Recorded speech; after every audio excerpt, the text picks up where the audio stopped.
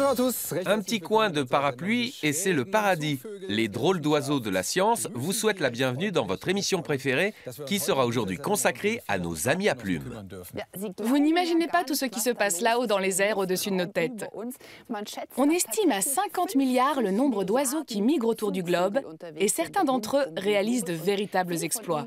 La sterne arctique, par exemple, bat tous les records. Elle niche au pôle Nord et elle passe l'hiver au pôle Sud, dans l'Antarctique. Autrement dit, elle fait littéralement le tour de la Terre. Si c'était vous ou moi, je pense que le directeur de la compagnie aérienne viendrait nous saluer en personne et nous décernerait la carte de fidélité Silver. On aurait même droit à la Gold, à mon avis. Mais comment les oiseaux font-ils sans jus de tomate? Sans masque de nuit, Sans boutique duty-free? sans film. Oui, ça aussi. Le vol d'oiseaux a encore quelques secrets que nous avons bien l'intention de percer. Et pour nous prêter main forte dans cette mission, l'Institut Max Planck d'ornithologie à Seewiesen nous paraît tout indiqué. Nous allons d'abord parler de la formation en V, que vous avez sûrement déjà eu l'occasion d'admirer dans le ciel. Pourquoi les oiseaux volent-ils en V? Il paraît que ça a un rapport avec la hola. Et avec les parapluies? Nee, mit den Schirmen. Les oiseaux migrateurs parcourent des milliers de kilomètres. En général, les oiseaux de grande taille qui volent en groupe choisissent la formation en V. Quels sont ses avantages? Une question qui intéresse les chercheurs depuis de nombreuses années. Près de Salzbourg, des biologistes élèvent de jeunes ibis chauves, adeptes de ce vol en V.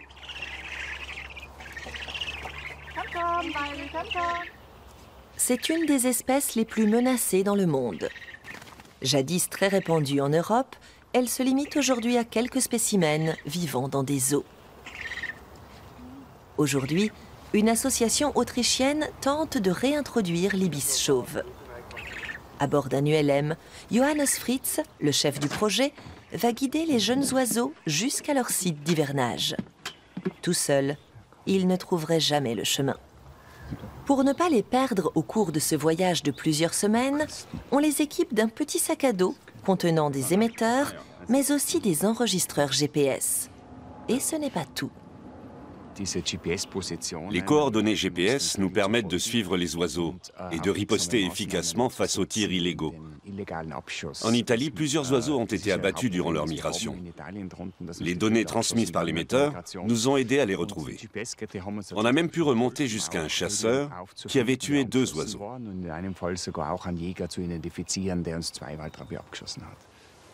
Le sac à dos, qui ne pèse que 23 grammes, est bien toléré par les ibis. Leur apprendre à suivre l'ULM, en revanche, c'est une autre histoire. Au début, c'est plutôt désordonné. Au bout de 5 semaines d'entraînement, les données sont analysées par Stephen Portugal de l'Université de Londres. Le résultat confirme ce que les aérodynamiciens avaient depuis longtemps déduit des modèles mathématiques, mais que les biologistes estimaient impossible. Le plus surprenant, c'est que les oiseaux se positionnent à l'endroit optimal du V, là où ils vont économiser leur force. C'est très difficile compte tenu de la vitesse du vent et de la dynamique des courants aériens. Qu'ils y arrivent relève vraiment de l'exploit. Comme sur les ailes d'avion, des turbulences se forment à l'extrémité des ailes d'un oiseau. Dans la configuration en V, chaque oiseau se décale légèrement sur le côté pour profiter des courants ascendants générés par celui qui le précède. Les battements d'ailes sont réalisés comme une hola dans un stade. L'ibis en tête initie le mouvement qui est répété successivement par les autres. Les oiseaux se placent d'instinct à l'endroit optimal, c'est-à-dire à 1,20 m du précédent, avec un angle de 45 degrés. Nous ignorons comment ils parviennent à accomplir une telle prouesse. Peut-être se contentent-ils de regarder où se trouvent leurs voisins. Il est aussi possible qu'ils sentent les flux d'air les plus favorables grâce à certaines plumes de leurs ailes.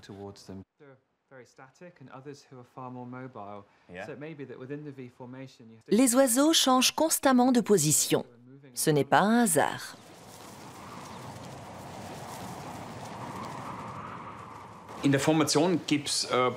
Au sein de la formation en V, voler en tête est plus fatigant que voler derrière. Les oiseaux changent donc régulièrement de place afin de mieux répartir leurs efforts sur la durée. L'énergie économisée par les oiseaux grâce au vol en V n'a pas encore été quantifiée. Mais cela ne saurait tarder.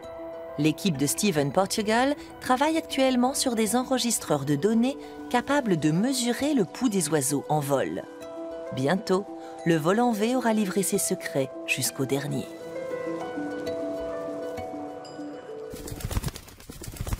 C'est extraordinaire. Les oiseaux migrateurs et les coureurs du Tour de France ont la même technique. Ils avancent en équipe en se relayant et en se mettant à l'abri du vent.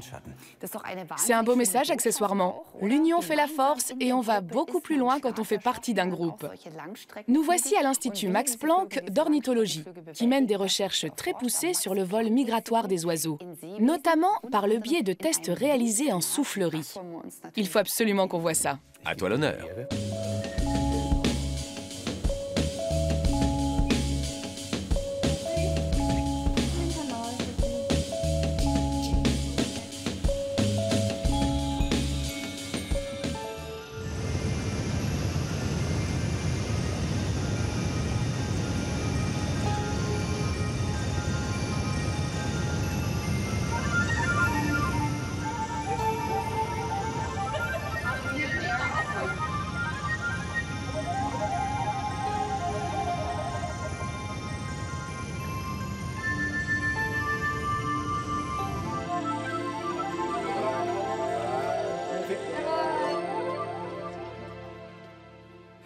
Derrière nous, les héros de notre histoire qui attendent bien sagement le top départ, et à nos côtés, Niels Rattenborg, spécialiste du sommeil des oiseaux qui nous vient de Chicago.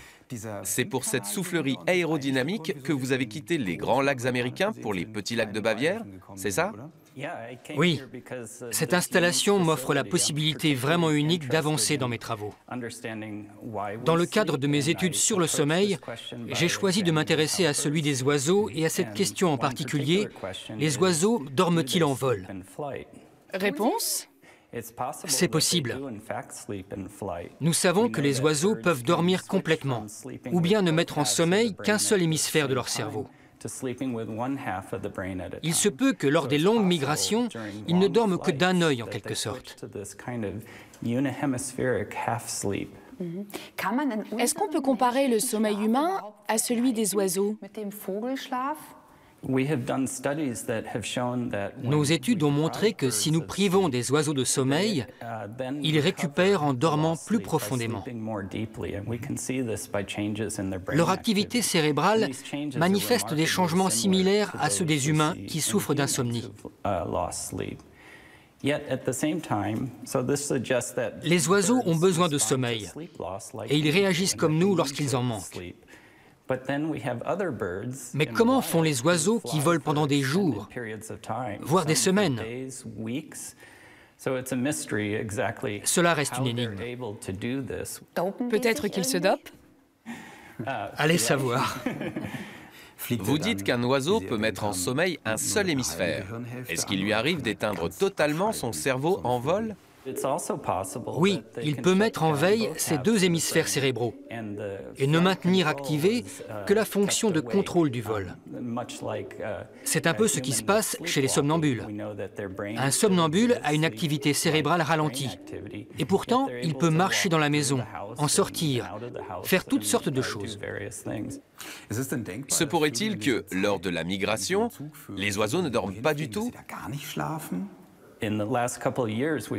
Ces dernières années, en collaboration avec Bart Kempeners, directeur de recherche ici à l'Institut, nous avons réalisé une étude sur les limicoles, qui se reproduisent durant l'été arctique, lorsqu'il fait jour 24 heures sur 24.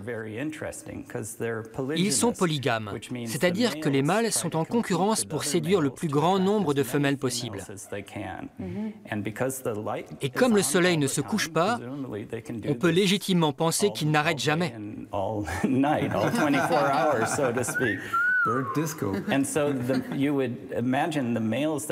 On imagine bien que les mâles les plus endurants et les plus actifs auront l'avantage. Leur descendance sera assurée. Eh bien, il apparaît que les individus les plus efficaces sont ceux qui dorment le moins. On a eu le cas extrême d'un mâle qui a dormi moins de 5% du temps durant 90 jours. On peut ainsi supposer que ces oiseaux qui volent et sont en éveil non-stop s'abstiennent également de dormir pendant la migration. Le pouvoir de l'amour. Si tu dors, tu perds. En tout cas, on vous souhaite bonne chance pour vos recherches. C'est passionnant. Merci. Peut-être qu'en étudiant le sommeil des oiseaux, on en saura plus sur notre sommeil à nous, les humains. On peut déjà prendre exemple sur les oiseaux migrateurs pour deux choses, leur discipline et leur sens du collectif. Direction l'Angleterre pour un balai aérien hors du commun. Juste avant de migrer, les oiseaux se rassemblent par milliers. Les ornithologues se sont donné rendez-vous pour dire adieu aux étourneaux venus des quatre coins de l'Europe, pour hiverner dans le sud tempéré de l'Angleterre.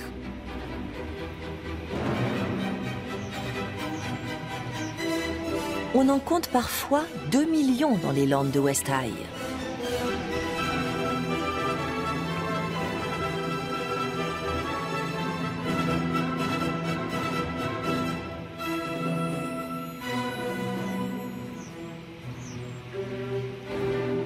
Pourquoi les oiseaux migrateurs se regroupent-ils ainsi?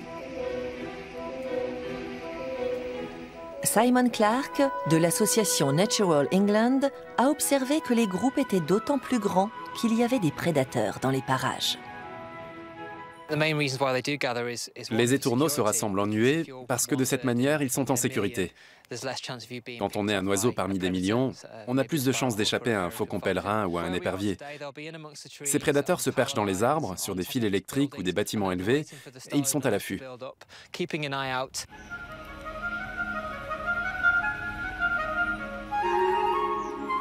Le spectacle a été dissuasif. Pas le moindre rapace n'a osé s'approcher.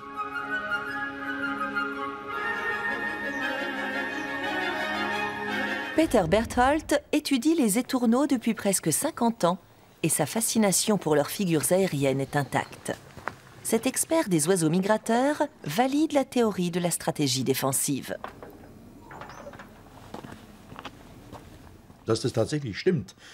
Dès qu'un prédateur fait son apparition et pénètre dans la nuée des tourneaux, celle-ci se densifie au point que les oiseaux se touchent presque. Le rapace ne peut plus voler, il se retrouve pris au piège et finit par s'éjecter. Et entre-temps, les étourneaux sont partis se réfugier dans les roseaux. Peter Berthold reconstitue les grandes manœuvres des étourneaux sur ordinateur. Grâce à un logiciel spécial, il se retrouve immergé au cœur d'une nuée d'oiseaux. On remarque que les étourneaux ne respectent pas une distance prédéfinie. C'est comme dans une course cycliste. Si des amateurs essaient de rouler en peloton, ils tombent au bout de 100 mètres. Dans le Tour de France, les coureurs roulent à 70 km/h à 50 cm de distance. Et quand on leur demande comment ils font, ils répondent « Je regarde mes voisins ». Chez les étourneaux, c'est pareil. Ils regardent ce que font les 6 ou 7 oiseaux qui sont juste à côté. Et c'est comme ça qu'ils s'orientent. Pour l'instant, cap sur le dortoir dans la roselière. Ceux qui volent en tête indiquent la direction, ceux de derrière suivent. Si les déplacements des oiseaux de tête deviennent trop désordonnés, la nuée se divise. Mais quand les groupes sont trop petits, ils s'assemblent de nouveau. Les immenses nuées d'oiseaux sont visibles surtout lors des migrations du printemps et de l'automne. Autrefois, les oiseaux devaient partir loin vers le sud pour passer l'hiver dans des régions au climat doux. Aujourd'hui, en raison du réchauffement climatique, ils parcourent moins de distance. Peter Berthold est préoccupé par un autre phénomène. Dans l'ensemble de l'Europe, les populations d'étourneaux ont diminué de 75% ces dernières décennies. La faute à l'élevage moderne. Avec la raréfaction des pâturages, les oiseaux n'ont plus ni cousins ni faucheux à se mettre sous la dent. Leurs effectifs ont-ils une chance de remonter ? Pas pour l'instant. Il faudrait plus d'agriculture biologique et que les éleveurs laissent pâturer leurs bêtes toute l'année. Là où c'est le cas, des petites colonies d'étourneaux s'installent spontanément. Pour ces passereaux, c'est une question de survie, car seuls les mieux nourris survivent aux migrations de printemps et d'automne. S'ils ne partent pas avec le plein de réserves, ils ne pourront pas affronter les rigueurs du voyage.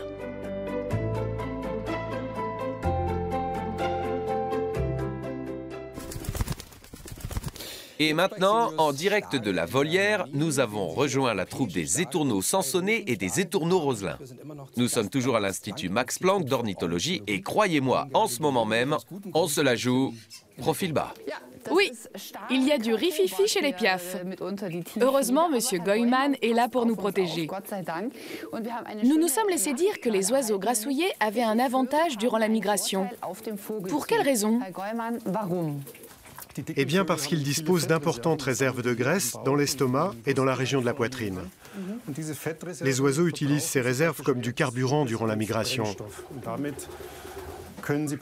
Elles leur permettent de voler plus longtemps que ceux qui en ont moins et qui sont donc plus maigres. Et ça ne les gêne pas pour décoller ou pour voler? Ils ne sont pas non plus obèses. Plus l'oiseau migre loin, plus ses réserves de graisse doivent être importantes. Les oiseaux savent quelle quantité de graisse ils doivent ingurgiter avant de partir. S'ils doivent traverser la Méditerranée ou le Sahara, ils emmagasineront plus de réserves que pour survoler l'Allemagne. Ils doivent aussi trouver un lieu d'escale pour refaire le plein de carburant. Mais quand ils s'arrêtent, ce n'est pas juste pour grignoter quelque chose vite fait et repartir. Les aires de repos des oiseaux, ce n'est pas vraiment comme nos restoroutes. Eh bien, pourtant, je trouve que c'est une bonne analogie. Sur l'autoroute, on ne peut pas s'arrêter n'importe où. Il faut trouver une station-service pour faire le plein d'essence ou se restaurer. Si je restais au milieu de la route, non seulement ce serait dangereux, mais je ne trouverais rien à manger. Est-ce que les oiseaux repartent une fois rassasiés? Combien de temps leur faut-il pour reconstituer leurs réserves? Durant le vol, ils consomment non seulement leurs réserves de graisse, mais aussi des protéines corporelles, par exemple celles de l'intestin. Dès qu'un oiseau se pose, il commence par régénérer sa muqueuse intestinale pour pouvoir de nouveau digérer la nourriture. Il se régénère de l'intérieur et ça se voit à l'extérieur. Avant que Gunnar ne nous sorte d'autres slogans publicitaires, on va passer à la suite. Donner à manger aux étourneaux sansonnés et aux étourneaux roselins. C'est l'heure du dîner.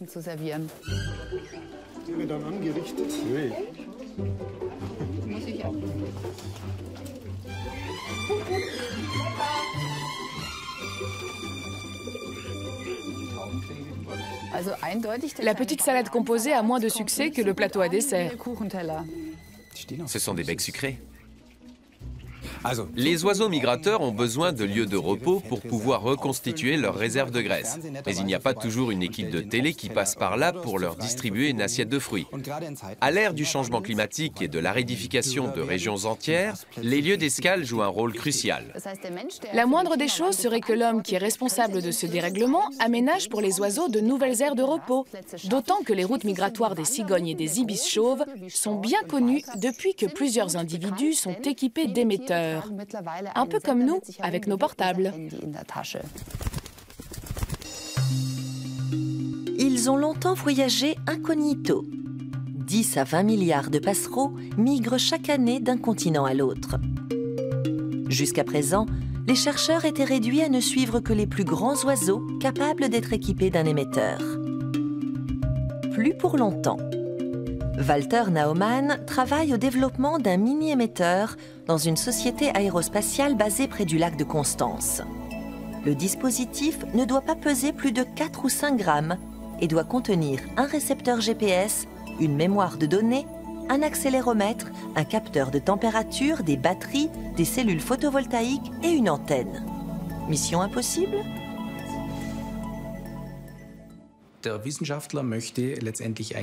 On veut un émetteur qui pèse moins de 5 grammes, tout compris. Imaginez un portable qui pèse 5 grammes, doté des mêmes fonctions de communication. Il fallait trouver un moyen pour permettre à une minuscule puissance d'émission de transmettre un immense volume de données. Les antennes destinées à capter les données seront installées à 800 km du sol, dans la Station spatiale internationale. Le plus gros défi pour les ingénieurs concerne donc le trajet radioélectrique.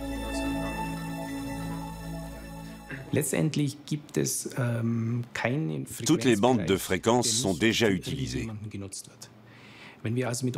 Nos antennes, qui sont ultra-sensibles, captent donc non seulement les données émises par les oiseaux, mais aussi toutes celles qui circulent sur la même fréquence et qui nous perturbent. Durant la migration des oiseaux, l'émetteur enregistre les données. Il ne les envoie à la Station spatiale internationale qu'une fois qu'elle se trouve dans sa zone de réception. Du moins en théorie, car il y a 800 km à parcourir et plusieurs signaux parasites à filtrer.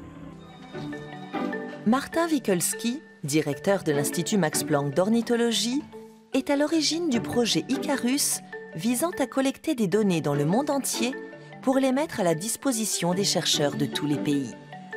Car l'enjeu dépasse les seules routes migratoires des oiseaux. Nous savons que les populations de passereaux baissent de plus en plus, mais nous ignorons quelle en est la cause. Nous ignorons l'origine de la grippe aviaire. Nous ignorons comment les roussettes africaines entrent en contact avec le virus Ebola. Nous ignorons d'où viennent les espèces qui causent des dommages. Toutes ces inconnues représentent un potentiel de recherche considérable. Des milliers de petits animaux à travers le monde seront bientôt équipés d'émetteurs ultra-légers. Grives, merles et étourneaux, mais aussi chauves-souris, tortues et peut-être même un jour des insectes. Comme les données sont centralisées par la Station spatiale internationale, les chercheurs n'ont plus besoin de capturer les animaux pour connaître leurs déplacements. Ils peuvent y avoir accès à tout moment.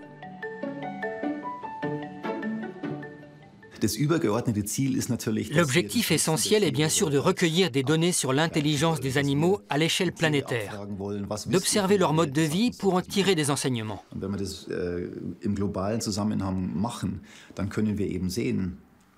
Que peuvent nous apprendre certains de leurs comportements, quand des animaux fuient soudain les abords d'un volcan par exemple, ou sont pris de panique dans une zone sismique?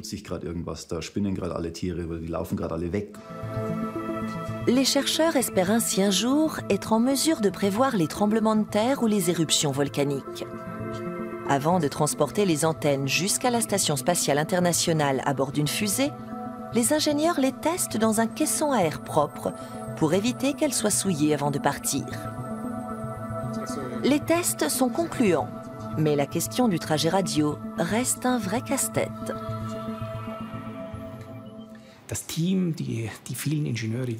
L'équipe d'ingénieurs qui travaille sur ce projet a fait de l'excellent travail. Et nous savons que ça fonctionnera, mis à part quelques petits impondérables. C'est bel et bien le trajet radio qui est l'élément clé et qui représente un facteur d'incertitude. Les agences spatiales russes et allemandes se sont associées pour prendre en charge le coût du transport et du séjour des astronautes, qui s'élève à 350 000 € de l'heure. Espérons que les oiseaux et les autres petits animaux sentinelles nous permettront bientôt de mieux comprendre notre planète.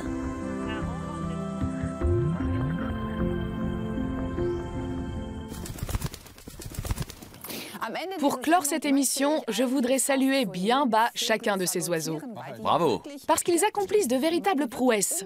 Voler des milliers de kilomètres, éteindre et allumer séparément chaque hémisphère de son cerveau, c'est de la folie. J'aimerais bien savoir faire ça moi aussi. Mais on a quand même des points communs. L'homme comme l'oiseau possède des cerveaux très développés qui leur permettent d'effectuer des actions complexes et à quelques exceptions près, on a besoin l'un comme l'autre de faire des pauses. C'est un plaidoyer pour la réintroduction de la sieste obligatoire. Autre Autre constat réjouissant, les oiseaux bien dodus sont avantagés pour voyager. Encore un autre point commun. Je me sens moins seul. Soulignons également que certaines personnes en état d'hypoglycémie peuvent devenir très désagréables. Oui, tout comme celles qui n'ont pas assez dormi. C'est vrai, le manque de sommeil, ça énerve un peu. Bon, avant de se voler dans les plumes, on va y aller, nous. Hein? Allez, on dit au revoir les petits. Fais comme l'oiseau. Allez, tous en chœur. Attends, le maire n'a pas mis sa ceinture. Je me sens pousser des ailes. Oups, on a perdu la cigogne.